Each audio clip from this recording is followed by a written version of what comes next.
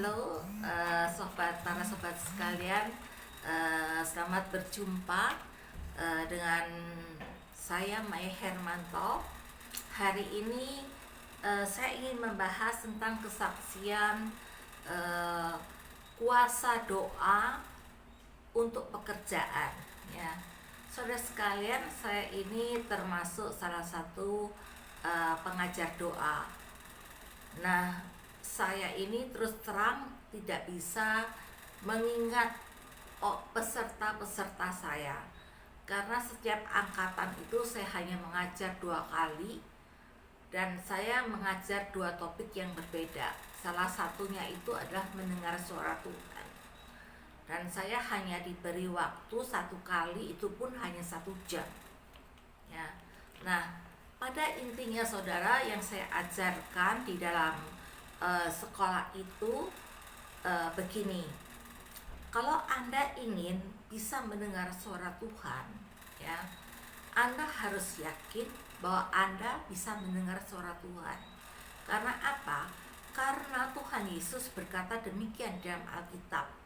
Aku adalah gembala dan engkaulah domba-dombaku. Domba-dombaku mendengarkan suaraku, ya.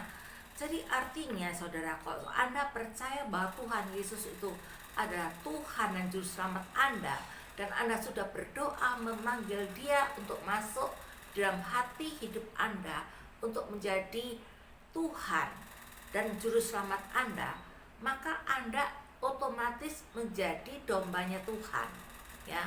Jadi karena Anda menjadi dombanya Tuhan, Anda itu rohnya itu dihidupkan kembali oleh Tuhan, sehingga Anda itu bisa mendengar suara Tuhan. Nah, bagaimana caranya melatih ya untuk kita bisa mendengar suara Tuhan? Karena ini bukan pelajaran tentang mendengar suara Tuhan, saya cuma sisipin sedikit saja, yaitu satu, ya, Anda setiap hari harus membaca Alkitab dan melakukan apa yang diajarkan oleh Alkitab. Kalau Anda melakukan itu sebagai suatu kebiasaan, maka nanti secara otomatis itu Anda akan bisa mendengar suara Tuhan. Intinya yang saya ajarkan di sekolah doa itu seperti itu. Tentu ya masih banyak keterangan yang lain-lain, tetapi saya nggak bisa membahasnya di sini. Nah, yang saya mau saksikan demikian. Karena saya ini kan tidak pernah mengenal peserta saya. Nah, satu kali ada sepasang oma opa, ya. Oma opa ini datang ke suami saya, dan dia bercerita seperti ini. Oma opa ini rupanya mereka itu masih baru di dalam Tuhan, ya. Lalu kemudian dia mengikuti kelas saya tentang mendengar suara Tuhan itu. Nah, rupanya apa yang saya ajarkan di sekolah doa itu mereka terapkan dalam hidup mereka sehari-hari. Mereka masih baru dalam Tuhan. Nah, kemudian suatu saat anak mereka yang paling kecil itu baru lulus kuliah, lalu bekerja di satu bank. Dia bagian sales, ya. Dan bank itu menargetkan dia bahwa dalam 1 bulan dia itu harus mendapatkan nasabah yang taruh uang sekitar berapa ratus juta. Saya tidak ingat berapa ratus jutanya, tetapi yang saya ingat itu di bawah 300 juta. Itu yang diminta bank kepada anaknya. Nah, lalu apa yang terjadi? Anaknya ini tiap hari cari nasabah, sampai selama 1 minggu dia bekerja, dia nggak dapatkan 1 nasabah pun. Kemudian dia berkata sama papa mamanya, papa mama, kelihatannya pekerjaan ini terlalu berat bagiku. Aku berkeinginan untuk mengajukan untuk mundur aja dari pekerjaan ini. Aku mau cari kerjaan lain aja. Nah, waktu anaknya bercerita seperti itu, mama papanya mulai berdoa untuk anaknya. Satu kali saudara, waktu mereka berdoa, si Oma ini dengar suara Tuhan. Tuhan bicara begini kepada Oma itu, kamu bilang kepada anakmu, jangan keluar dari pekerjaanmu, karena aku ingin memberkati kamu di dalam pekerjaan ini. Jadi jangan keluar. Jadi mamanya sampaikan ke anaknya, dia bilang, kata Tuhan, kamu jangan keluar, nanti Tuhan berkati kamu. Saudara sekalian, apa yang terjadi? Yang terjadi minggu depannya, dia mendapat seorang nasabah. Dan nasabah itu taruh uang 2 miliar di bank itu. Bukan itu aja saudara, tetapi di bulan pertama dia bekerja, itu dia mendapatkan 6 nasabah-nasabah yang taruh uang total itu 6 miliar saudara. Dari tadinya dia yang rasanya nggak bisa dapat nasabah ya, tapi mama papanya berdoa dan Tuhan bilang jangan keluar, aku mau berkati kamu di tempat ini. Dari tadinya nggak bisa dapat nasabah, akhirnya baru bulan pertama dia bekerja, dia sudah mendapatkan nasabah yang taruh uang 6 miliar di bank tempat dia bekerja. Saudara sekalian, oma opa ini adalah orang yang masih benar-benar baru di dalam Tuhan ya. Tetapi karena mereka itu melakukan apa yang harus dilakukan, ya, membaca, berdoa, dan melakukan firman Tuhan seperti yang diajarkan oleh Alkitab. Walaupun mereka baru di dalam Tuhan, mereka bisa dengar suara Tuhan. Nah, saya punya tantangan untuk Anda sekalian di sini. Anda sudah menerima Tuhan Yesus sebagai Tuhan dan Juru Selamat pribadi sudah berapa lama? Dan apakah Anda sudah bisa mendengar suara Tuhan? Ya, kalau Anda merasa Anda belum bisa mendengar suara Tuhan, maka saya akan ajarkan kepada saudara, tiap hari baca Alkitab ya. Baca Alkitab, kalau Anda pemula, baca mulai dari Perjanjian Baru dan Mazmur ya. Satu Mazmur, satu Perjanjian Baru. Nanti kalau Perjanjian Baru sudah selesai, nanti ke Perjanjian Lama sama satu Mazmur. Lalu nanti ke pengkhotbah seterusnya itu ya. Nah, saudara sekalian, saya tahu saudara bahwa kenapa saya menceritakan masalah anak ini kepada saudara. Alasannya satu, karena saya tahu kita semua ini lagi mengalami yang namanya resesi ekonomi dunia. Ya, yang mengalami resesi ekonomi itu bukan cuma Anda, tapi dunia ini lagi mengalami resesi ekonomi. Dan banyak orang itu hidup di dalam ketakutan. Banyak orang itu merasa tidak punya masa depan lagi. Nah, makanya saya mau membagikan kepada Anda, kalau Anda merasa Anda nggak punya masa depan lagi, Anda merasa kesulitan dalam keuangan, Anda merasa putus asa, saya memberitahukan kepada Anda bahwa Anda itu punya pengharapan di dalam Tuhan ya.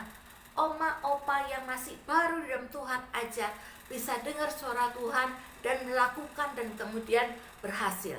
Saudara, saya mau cerita tentang kisah Abraham. Abraham waktu di tanah Kanaan, di dalam Alkitab diceritakan di waktu itu tanah Kanaan sedang mengalami masa paceklik, dan Abraham berniat untuk pindah ke Mesir. Tetapi sebelum pindah, dia doa dulu, tanya dulu sama Tuhan. Tapi Tuhan berkata seperti ini, kamu jangan pindah ke Mesir, kamu tetap di tanah Kanaan ini, nanti aku berkati kamu. Dan Alkitab mengatakan seperti ini, dalam tahun itu, dalam tahun paceklik itu, di mana semua orang mengalami paceklik, Abraham itu menuai 100 kali lipat ganda dari apa yang, dari benih yang dia tabur itu, dia menuai 100 kali ganda. Saudara sekalian, kuasa Tuhan itu tidak terbatas. Jadi Anda jangan pernah takut atau khawatir dengan hidup Anda. Asal Anda berpegang kepada Tuhan, Tuhan akan menolong Anda. Saudara sekalian, saya ada satu lagu kesukaan saya. Anda bisa mendengarkannya di YouTube. Judulnya I Don't Know About Tomorrow. Saya cuplik kata-katanya di dalam lagu itu. Kata-katanya seperti ini: aku tidak tahu apa yang akan terjadi di hari esok. Mungkin hari esok itu kelabu, tetapi aku tidak khawatir. Karena apa tidak khawatir walaupun kelabu? Karena aku tahu bahwa hidupku itu ada di tangan Tuhan. Dengan kata lain, si penulis lagu ini mengatakan, walaupun terjadi resesi, walaupun keadaan buruk, walaupun masa kelabu, tapi aku percaya Tuhan bertanggung jawab atas hidupku, atas keluargaku. Aku gak perlu takut dengan masa kelabu. Aku gak perlu takut dengan masa depan, karena Tuhan itu yang pegang masa depanku. Tuhan yang memelihara aku sekeluarga. Inti dari lagu itu adalah seperti itu, bahwa kita itu punya Tuhan yang bertanggung jawab atas hidup saya dan hidup Anda sekeluarga. Nah, saudara sekalian, seperti di dalam Alkitab, di dalam kitab Yeremia 29 ayat 11, mungkin banyak di antara saudara yang sudah hafal dengan ayat ini. Ayat ini mengatakan seperti ini: sebab aku mengetahui rancangan-rancangan yang ada padaku itu pada Tuhan, mengenai kamu. Ya, jadi Tuhan itu sudah punya rancangan mengenai Anda. Rancangan apa itu? Ya, itu rancangan damai sejahtera dan bukan rancangan kecelakaan, dan memberikan kepadamu hari depan yang penuh dengan harapan. Nah, saudara, ada 3 kata dari ayat ini yang ingin saya bahas, yaitu yang pertama, damai sejahtera dan rancangan hari depan yang penuh harapan. Kata damai sejahtera ini itu adalah gabungan 2 kata, ya, yang artinya apa? Yang artinya gini, Tuhan itu mau bertanggung jawab atas hidup kita. Kita itu dalam keadaan apapun tuh nggak perlu khawatir, karena ada Tuhan. Maka kalau kita percaya Tuhan bertanggung jawab atas hidup kita, maka Tuhan akan memberikan damai di dalam hati dan pikiran kita, ya. Walaupun mungkin sekarang masalah lagi besar-besarnya, tetapi Tuhan memberikan kepada Anda itu rasa damai di hati dan pikiran Anda. Itu yang pertama. Yang kedua, kata sejahtera. Saudara, kata sejahtera itu artinya tidak berkekurangan sesuatu pun yang baik. Kata sejahtera ini bukan cuma bicara soal materi. Materi termasuk, ya. Kata sejahtera itu artinya Tuhan akan memelihara, Tuhan akan mencukupkan Anda, bahkan Anda lebih dari cukup. Walaupun mungkin kita itu tidak menjadi kaya raya, tetapi kita akan menjadi orang yang pasti kita itu akan menjadi orang yang lebih dari cukup. Kenapa saya mengatakan lebih dari cukup? Apa yang kita dapatkan itu bisa dipakai bukan hanya untuk diri sendiri dan orang dan keluarga kita, tetapi apa yang kita dapatkan itu kita juga bisa bagikan bagi orang lain. Dan kita merasa hidup kita ini berarti. Kenapa? Karena bisa menolong orang-orang lain yang ada di sekitar kita. Itu kata damai sejahtera. Yang ketiga, hari depan yang penuh harapan. Apa nih maksudnya hari depan yang penuh harapan? Hari depan yang penuh harapan itu berbicara bahwa hari esok itu lebih baik daripada hari ini. Tuhan tidak punya rancangan kecelakaan untuk Anda, asal Anda berpegang teguh pada Tuhan. Tuhan tidak punya rancangan kecelakaan kepada Anda. bisa memang mengalami mungkin satu kebangkrutan atau mengalami situasi yang tidak baik dalam ekonomi, tetapi Tuhan tidak akan biarkan Anda terus-menerus di dalam kondisi seperti itu. Karena apa? Karena rancangan Tuhan kepada Anda itu bukan rancangan kecelakaan, tetapi rancangan hari depan yang penuh harapan. Bukan madesu. Apa madesu? Masa depan suram. Bukan. Tuhan tidak pernah merencanakan untuk hidup Anda itu masa depan suram. Yang Tuhan rancangkan untuk hidup Anda itu adalah hari depan yang penuh harapan. Hal-hal yang saat ini tidak terpikirkan oleh Anda, itu akan terjadi di hari depan. Nah, itu saudara, kok Anda merasa Yeremia 29 ayat 11 ini memberikan satu kekuatan, memberikan suatu janji untuk hidup Anda? Saya mengusulkan, menyarankan untuk Anda mencatat ayat ini, taruh sana sini di rumah Anda, di kulkas, di meja rias, dan Anda hafalkan terus. Anda katakan, Tuhan, aku percaya. Tuhan, walaupun saat ini lagi resesi, Tuhan, walaupun saat ini orang lagi susah cari duit, Tuhan, walaupun saat ini kondisi keuanganku gak baik, tapi aku percaya Engkau akan memberikan kepadaku damai. Bukan cuma damai, tetapi Engkau memberikan kepadaku sejahtera, yaitu kecukupan, bahkan berkelimpahan di dalam segala hal yang baik. Dan aku tahu bahwa masa depanku lebih baik daripada hari ini, yaitu masa depan yang penuh dengan harapan. Saudara sekalian, pegang janji Tuhan. Saya rasa apa yang terjadi di dunia saat ini itu Tuhan izinkan terjadi. Yang membuat itu bukan Tuhan, tapi Tuhan izinkan terjadi. Untuk apa? Untuk Tuhan itu bisa membedakan orang mana yang sungguh-sungguh dengan Tuhan dan orang mana yang tidak sungguh-sungguh dengan Tuhan. Dalam masa resesi ini, kalau orang yang gak sungguh-sungguh dalam Tuhan, mereka sudah pasti melakukan hal-hal yang tidak benar, yang tidak baik, ya, kemplang orang, jual diri, dan lain sebagainya. Tetapi kalau Anda orang benar, dalam masa resesi ini, Anda tidak lari ke hal-hal yang buruk, tetapi Anda pegang Tuhan, dan Tuhan akan bekerja untuk Anda. Seperti Anda harus bekerja. Saya bukan berkata Anda gak harus bekerja. Lakukan apa yang Anda bisa lakukan. Tetapi Anda harus tahu, pintu berkat itu bukan cuma dari pekerjaan Anda. Pintu berkat itu yang punya Tuhan.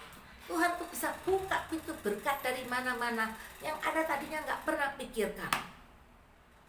Nah, saudara sekalian, sebelum kita berpisah, ada satu ayat yang memberikan kekuatan dan harapan kepada kita, yaitu di dalam Mazmur 56 ayat 3-4 yang mengatakan seperti ini. Waktu aku takut, aku ini percaya kepadamu. Saya ulang, saudara. Waktu aku takut, aku ini percaya kepadamu. Kepada Allah yang firman-Nya kupuji, kepada Allah aku percaya. Aku tidak takut apakah yang dapat dilakukan manusia terhadap aku. Ayat ini ditulis oleh Daud pada saat itu dia sedang dikejar-kejar oleh musuh. Ya. Nah, kata manusia kita bisa ganti dengan sikon, situasi, kondisi. Saya akan ulang dari awal dan saya akan mengganti orang tua dengan situasi, kondisi. Waktu aku takut, aku ini percaya kepadamu. Kepada Allah yang firman-Nya kupuji. Kepada Allah aku percaya, aku tidak takut.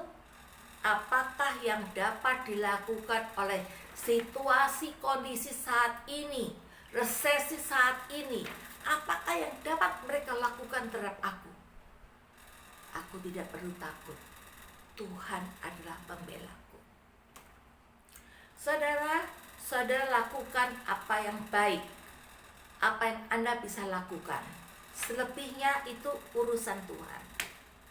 Untuk hal-hal yang Anda tidak bisa lakukan, seperti Alkitab mengatakan dalam Perjanjian Lama, aku, Tuhan maksudnya, aku akan berperang untuk kamu dan kamu akan tinggal diam saja. Tinggal diam bukan berarti tidak melakukan sesuatu. Tinggal diam maksudnya untuk hal-hal yang kita tidak bisa lakukan, kita serahkan kepada Tuhan. Saudara sekalian, sebelum kita menutup pertemuan ini, saya ingin berdoa untuk Anda sekalian. Untuk berdoa terutama untuk resesi ekonomi yang saat ini Anda rasakan. Dan kita akan berdoa untuk Tuhan menolong dunia dan bangsa ini bisa keluar dari COVID ini, bisa keluar dari resesi ini. Kalau Anda mau berdoa bersama saya, mari kita berdoa bersama saya. Tuhan, saat ini kami datang kepadamu.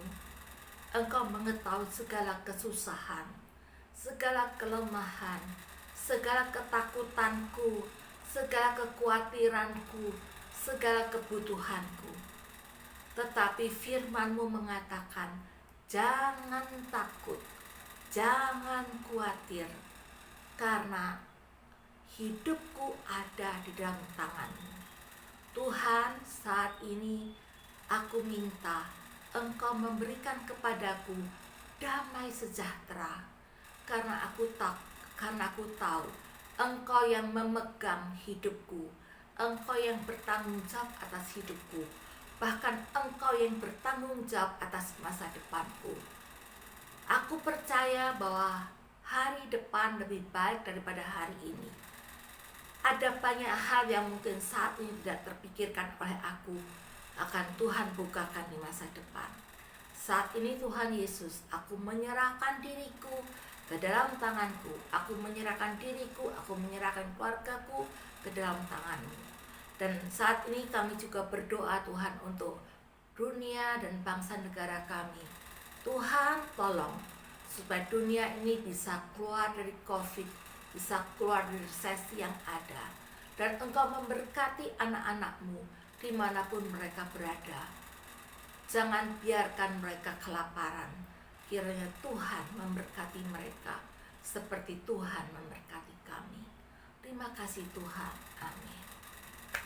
Semoga apa yang saya bagikan ini bisa memberikan kekuatan kepada saudara, sehingga Anda dapat terus melangkah maju dan meraih hari depan yang penuh harapan. Kalau Anda merasa diberkati oleh video ini, saya minta subscribe Anda ya. Subscribe Anda itu akan tertulis dalam huruf merah di bawah video ini. Jadi bukan yang gambar jempol ya, bukan yang itu. Yang tulisannya subscribe huruf merah di bawah ini, Anda tekan subscribe itu. Jadi saya tahu, oh, orang suka dengan yang ini gitu. Saudara, sampai di sini pertemuan kita. Lain kali mungkin saya akan mengajarkan tentang bagaimana berintimasi dengan Tuhan, bagaimana mendengar suara Tuhan. Tetapi sebelum itu mungkin saya akan memberikan kesaksian terlebih dahulu bagaimana mendengar suara Tuhan. Selamat berpisah. Tuhan memberkati Anda semuanya. Amin.